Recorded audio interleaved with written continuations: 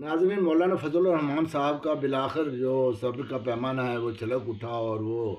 चिल्ला उठे और उन्होंने वार्निंग दे दी कि अब भी वक्त है संभलने का, संभल जाएं, नहीं तो वक्त गुजर गया तो फिर बहुत मुश्किल होगी। आइए उनकी बात सुनते हैं, फिर इस पर तबसरा करते हैं। अगर तो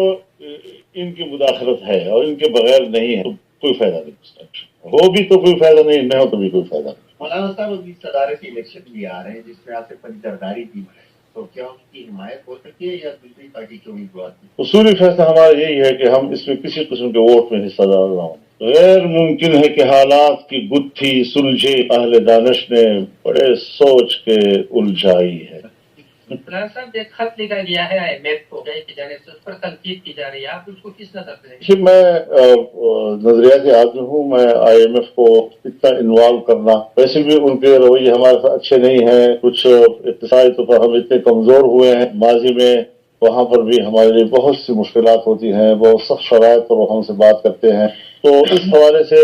हर चंद की ये मसला है। जिस वक्त हमने कहा था कि वो इसमें गलत है, वहां पर तो IMF जो है उसके हाथ सब कुछ बेचा गया, स्टेट बैंक उनके हवाले किया गया, बड़े बड़े असासे उनके हवाले किए गए। मेरे ख्याल में हमें किसी बाहर के इदारों को हद तक मुदाखलत की लिए दावत नहीं देनी चाहिए। जिंदाबाद, very good, well done, well done. एक बात ज़हन में रखें जी कि लोग खासतौर पर जो हमारी सहाफती दुनिया है, कहीं पर कोई आदमी एक पहला कदम उठाता है और उसको मंजिल पे पहुंचा देते हैं। हालांकि मंजिल में अभी कोसों कोसों कोसों सफर होता है। वो जरूर तशरीफ लाए हैं, हमने उनको खैर मकदम किया, मेहमान की इज्जत हमारा कल्चर है, हमारे अदीब व तमद्दुन का हिस्सा है। लेकिन जाहिर है कि इख्तलाफात भी हैं, हमारे तहफ़्फ़ुज़ात भी हैं उनके हवाले से, उनके नजरियात, उनके एजेंडे के हवाले से, और उनके और हमारे दरमियान कोई एक दीवार हायल नहीं है बल्कि पहाड़ हायल है। तो इनको हम कैसे सर करेंगे, किस तरीके से हम तहफ़्फ़ुज़ात दूर करेंगे? देखिए, एक सियासी जमात, सियासी कारकुन की हैसियत से मैं जरूर कह सकता हूँ, अगर तरीक मामलात को तय करने पे आमादा है, वो संजीदा है इसमें कि हम जमीयत के तहफ़्फ़ुज़ात को दूर करना चाहते हैं। सियासी आदमी मुज़ाकरात भी करता है, वो मसले के हल का इनकार भी नहीं करता, वो एक मंजिल तक पहुंचना भी चाहता है। वो कोई बंदूक की सियासत तो नहीं कर रहे, दलील की सियासत करते हैं, और अगर हमें कोई मुतमईन कर सकता है तो हम उसमें रुकावट भी नहीं है। अभी इसमें मरहला बहुत बाकी है, फौरी तौर पर ये शायद हम न कह सकें कि हमारे मामला तय हो गए हैं। हाँ, कुछ एक अच्छी शुरुआत कह सकते हैं। तब तक तो सूबे अपने अपने तौर पे एहतजाज का तरीक़ाकार तय कर रहे हैं। तो सिंध में एक अंदाज से होगा, बलूचिस्तान में और अंदाज से। यहाँ मरकज का इजलास जब होगा, जो तय होगा उसके मुताबिक पूरे मुल्क में यकसा एक्शन होगा और उस हवाले से हमारे इक़दाम होंगे। सियासी लोग आराम से तो करते हैं, आराम से तो ऐसी चीज नहीं है कि जो सियासत में नहीं हुआ करते, लेकिन हमारी पोजीशन बड़ी वाज़ेह है कि हम किसी हुकूमत में शामिल नहीं होना चाहते। हमें सिस्टम से बाहर नहीं किया गया है, बल्कि हमने सिस्टम से बाहर रहने का फैसला किया है। मैंने तो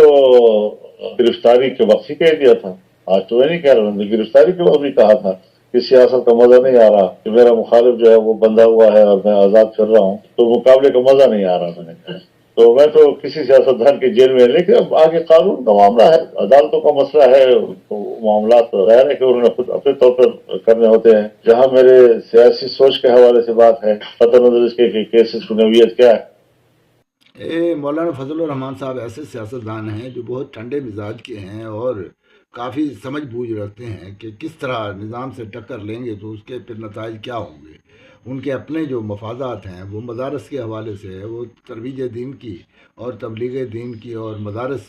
में बच्चों की तालीम और तरबियत का के शोबे से मुंसलिक हैं, और ये ख़ानदानी तौर पे हैं और बहुत बड़ा इनका नेटवर्क है मदारस का। तो अगर वो ये रियासत से टक्कर लेते हैं, इसके बावजूद कि रियासत कुछ जुल्म कर रही है, ज़्यादती कर रही है, नाइंसाफ़ी हो रही है,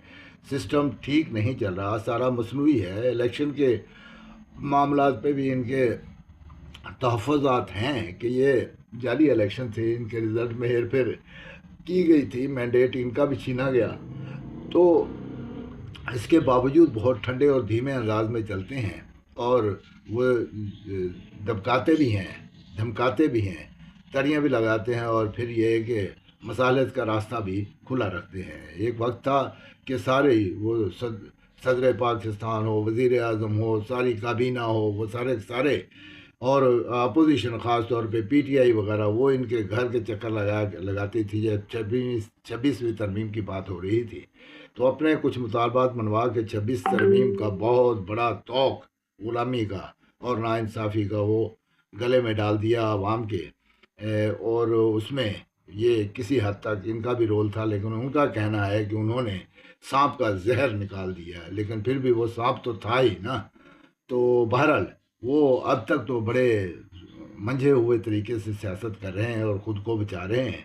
لیکن اگر کوئی وقت ایسا آ گیا کہ انہیں بھی اپنی فورس احتجاج کے طور پہ لانی پڑے میدانوں میں، جبکہ وہ کہتے ہیں کہ اب فیصلے ایوانوں میں نہیں میدانوں میں ہوں گے، لیکن ابھی تک تو وہ فیصلے سارے ایوانوں میں ہی ہو رہے ہیں، اور اسی ایوانوں میں سارے کے سارے مددگار ثابت ہو رہے ہیں نظام کے، اور نظام کے جبر اور ان کی جو سختیاں ہیں ان کو برداشت کرنے کا نہتے عوام کے پاس کوئی چارہ نہیں ہے۔ اسی لیے جب وہ ڈی چوک میں لوگ آئے، پی ٹی آئی کے ایک جمع غفیر آیا، تو پھر وہاں پہ جو کچھ حشر نشر کیا گیا، لوگوں کی جانیں لے لی گئی، گولیاں چلا دی گئیں، پھر وہ ریاست اس سے مکر بھی گئی کہ انہوں نے ایسا کچھ نہیں کیا، تو یہ ساری چیزیں تو پھر برداشت کرنی پڑتی ہیں، کیونکہ یہ تو بہت کٹھن سفر ہے جد و جہد کا، آزادی حاصل کرنے کا، اپنی بات منوانے کا، حقوق منوانے کا، آئین و قانون اور انصاف اور بنیادی حقوق کی بحالی کا، یہ اتنے آسانی سے ملنے والا نہیں ہے، کیونکہ سسٹم بھی اپنے آپ کو مضبوط رکھنے کے لیے وہ تمام اپنی طاقت استعمال کرتا ہے کہ کسی قسم کی اگر تبدیلی آئے گی تو وہ سسٹم دھڑام سے نیچے گر جائے گا، تو پھر وہ اس کے جو بینیفیشریز ہیں ان کو خسارہ ہوگا۔ تو جو جد و جہد کرنے والے لوگ ہوتے ہیں ان کا خیال یہ ہوتا ہے، جیسے مولانا فضل الرحمان ہیں، دوسری پارٹیاں بھی ہیں ذیلی چھوٹی صوبائی پارٹیاں، اور پی ٹی آئی پاکستان کی سب سے بڑی پارٹی، کہ وہ آزادی اظہار اور رول آف لاء کی بات کرتے ہیں اور ریفارم کرنے کی بات کرتے ہیں کہ یہ سسٹم یہ بینیفٹ کرتا ہے اقلیت کو، اور اکثریت عوام کی اس سے محروم رہتی ہے، اس لیے اس میں تبدیلی